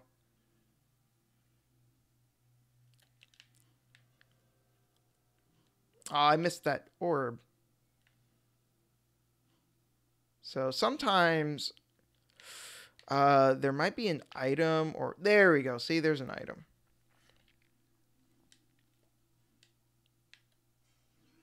Holy water, which I almost never use. Um, for the uninitiated, it basically just kills all the enemies on screen. So you're not supposed to come up here first. You're actually supposed to go down here. You're supposed to go all the way down. It looks really cool if you do that with the Agni and Rudra Swordmaster ability, where you jump up, you press circle, or B if you're playing it on Xbox, and Dante will do a spinning attack all the way to the bottom, and it looks pretty neat when you do it all the way from the top. So this is kind of like one of the weirder enemies in the game because they're really easy. Like they have their moves are very deliberate. That's like the only move that they have, right? So the only thing is like you just need to be mindful of the timing and don't get caught up in your combo, right? Like know when to break out of the combo and don't get too greedy with it. Because then they'll hit you in the face and that's no fun. But otherwise they're like super easy. I think they're more so just like they're there to make sure that you realize not to be too greedy with your combos. The enemies will hit you, they can hurt you, and I think in that sense that they're kind of good for teaching that lesson. But as an enemy on their own, they're just kind of whatever. But they are good as foreshadowing for what is some of the more interesting enemies in the game. Because those are pawns. So they do represent a chess piece. And you will see the other chess pieces later on in the game. So is there an item here or is it only the holy water? I think it's only the holy water. Yeah, it's only the holy water. So let's just go all the way up. So, yeah, I mean, not a terrible enemy or anything. I think they fulfill two pretty distinct things. But I'm just saying as their own enemy, they're nothing special. Their designs are pretty neat. I'll give them that. They're like these neat statues with like these big ass swords. So here's that blue orb fragment I was remembering, and I am just missing it, whiffing.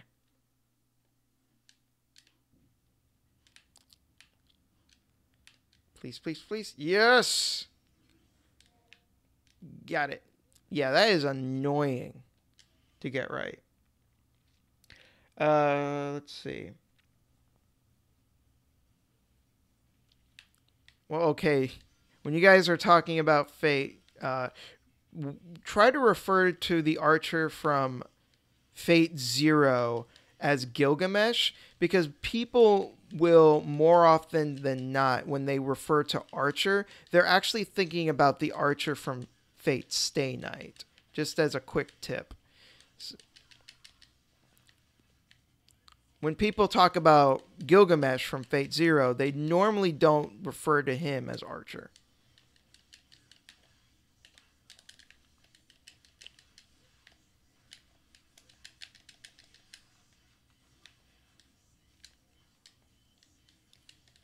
You see the mirror, you see the fool.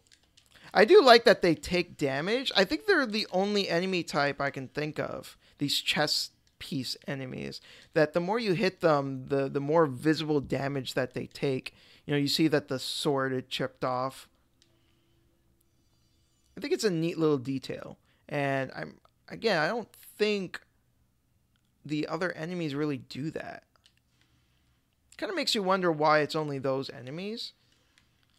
Maybe it was a feature that they wanted to implement all around, but they didn't get around to doing it, and they were only able to do it for this enemy type. Or it could have just been that they just wanted that to be what makes that enemy unique. Okay, so the thing with these guys is they basically use those souls to regenerate more and more enemies. So the idea is to get rid of them first so that they can stop regenning enemies.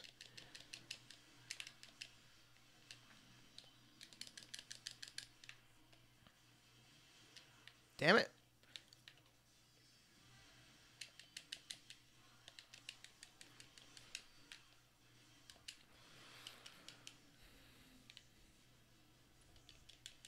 More.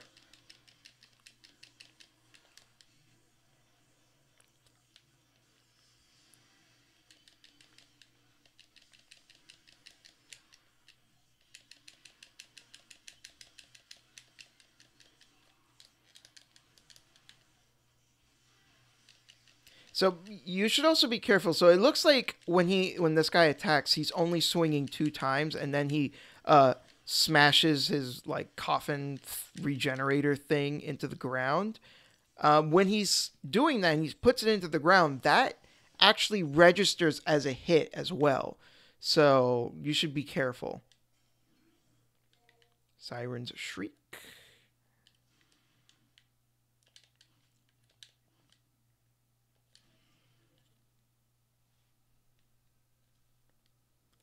If I remember correctly, there is a style statue here.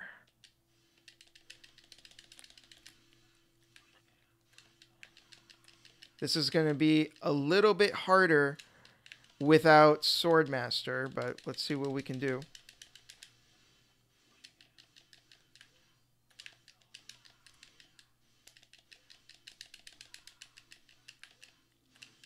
And we did it anyways. Without Swordmaster. I'm on fire. Alright, this is where we put the Orichalcum. Or Orichalcon? Oh, okay, whatever. Don't be like... I guess I didn't want to just use Orichalcum from like every RPG ever. It would have made... I think it would have been no different, but whatever.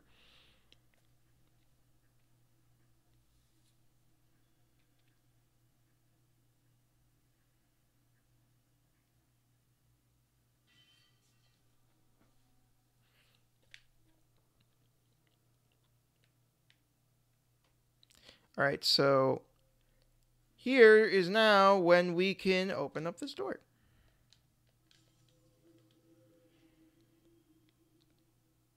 Then why call them all Fate? Why not different anime series altogether? Because they're still connected. They're all part of the same universe.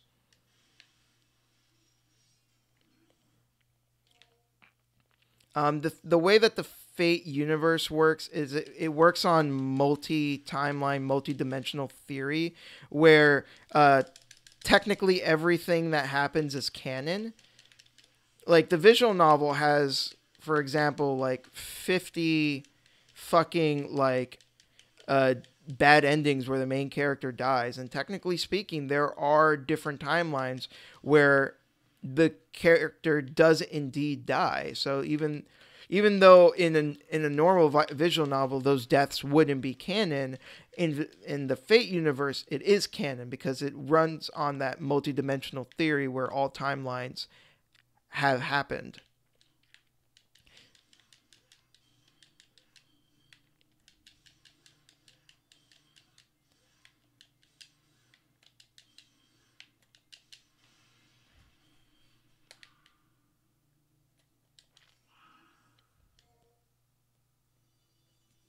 So even if you have like one Fate show that looks like it's completely divorced from another, it's just its own timeline.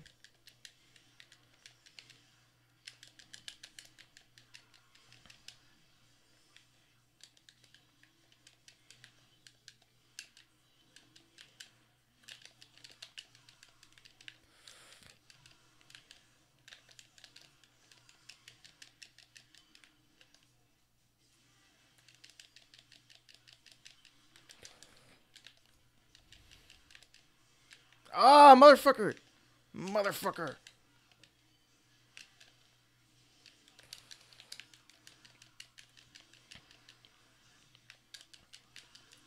So this is a room that a lot of combo players like to use, and it's because of these regenerator guys. They just keep respawning enemies endlessly, and they can just come here and they can just practice, practice, practice, practice as much as they want, as long as they don't kill these guys.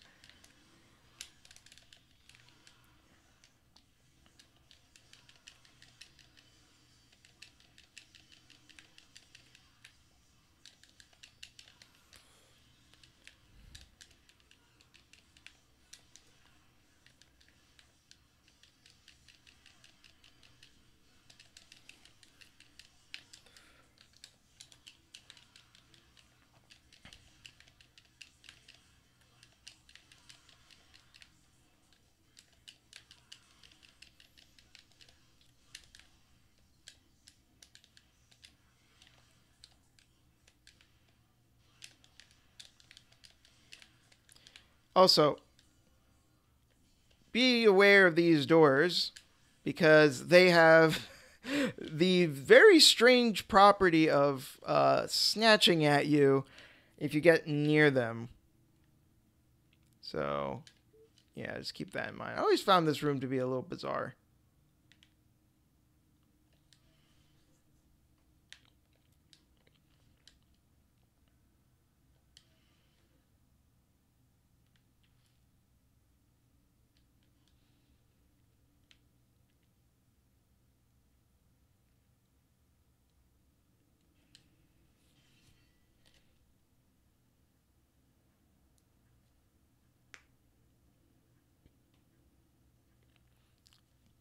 Um, DMC could use a practice mode.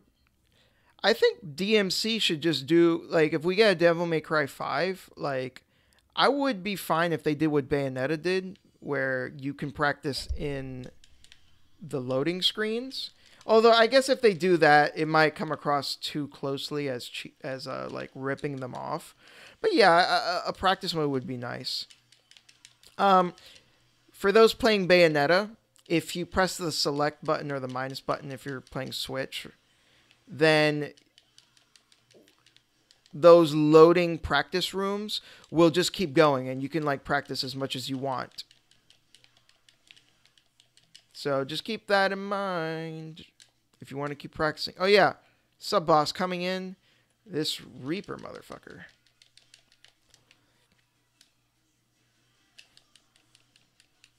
And they give, what's weird though is they actually give him an extra move for this one.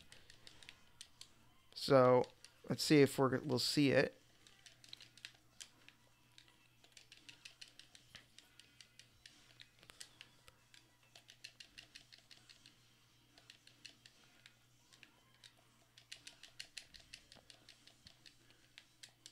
It might be later. I might be thinking of a later encounter. But I do remember this enemy. Yeah, I don't think it's this fight, but this enemy does get a new move where he will teleport from the ground and slash upwards.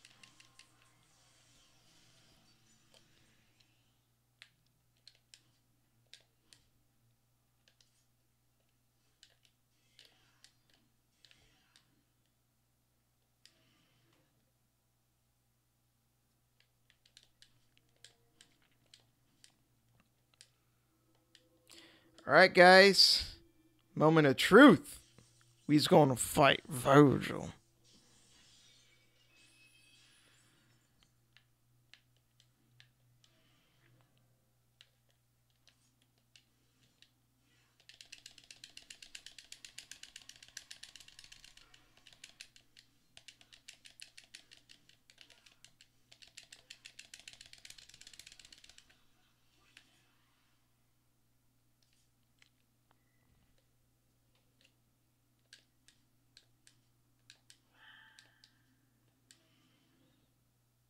Oh, yeah.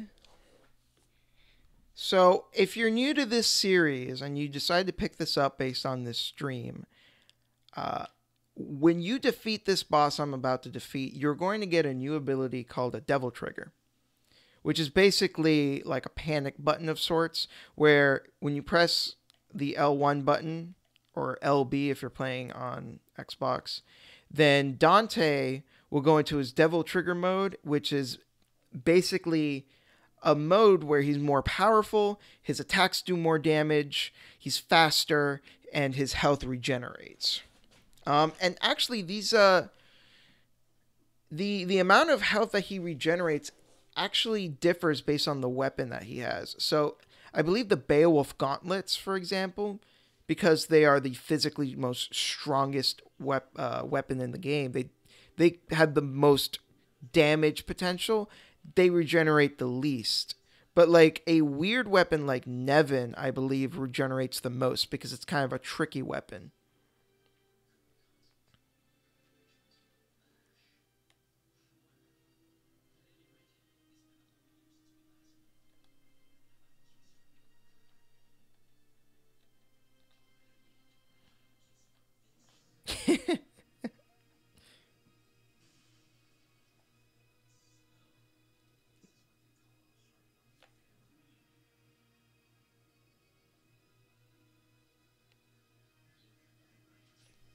Yeah.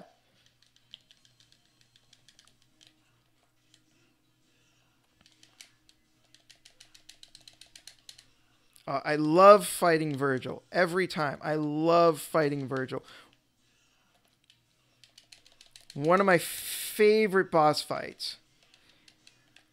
I would hazard to say that like when you fight Virgil, this first time, this is probably one of the harder fights thus far.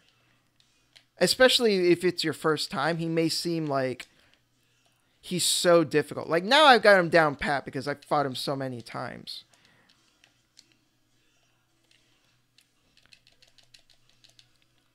And it's supposed to feel like, a punch in the gut when after you fight him, you realize he's been holding back. This isn't even my final form.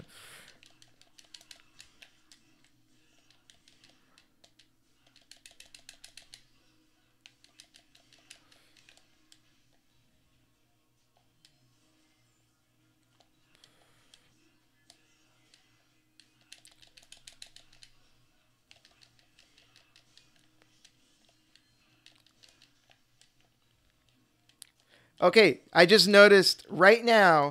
So right before his hair was still kept, his hair was still styled. Right when he teleported, his hair, Virgil's I mean, now looks just like Dante's. I could never catch that when I was initially playing this game, so it's cool that I noticed it this time because I was paying attention. Unfortunately, this is a video clip instead of an in-game cutscene, but whatever. Which is weird because it's using the character models. Uh, it's not like a traditional FMV where they get like another studio to do it.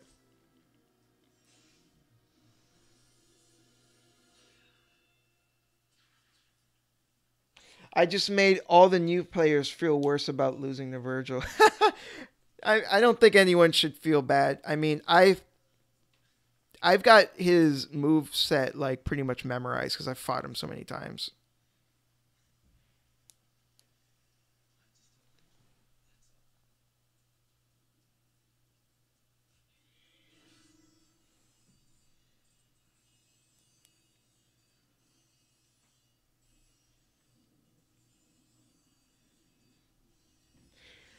No game will be the same as Devil May Cry 3 for this reason. Fighting Virgil is just too good. You know, Bayonetta tried with Jean. And I like Jean a lot. She's a good character.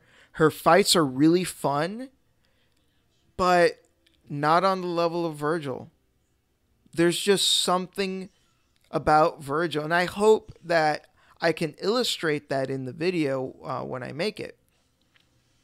But there is a lot of time and effort and thought put into the rivalry between Dante and Virgil. And I think that's one of the reasons why John and Bayonetta, I'm not going to say it fell flat because it didn't. It's a good rivalry and it's fun.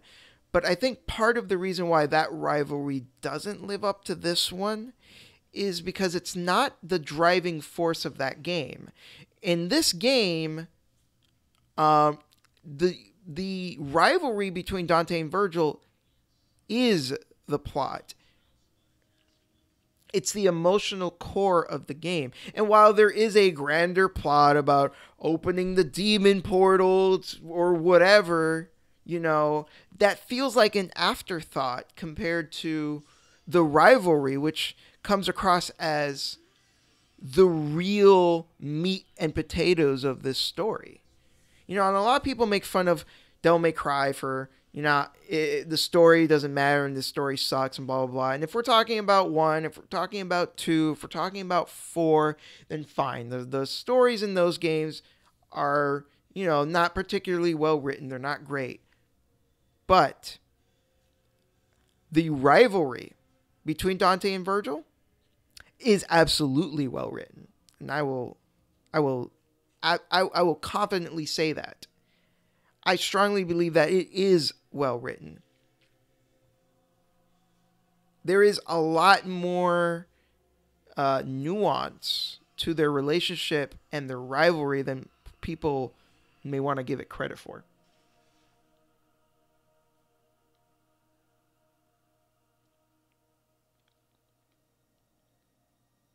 Oh, you meant when I mentioned that Virgil's holding back. Yeah. So Virgil hints at it in the cutscene when he sees Dante transform. He says, "Oh, a devil has awakened inside you as well," implying that Virgil has his own devil trigger. He's already awakened it, but he didn't use it during the fight.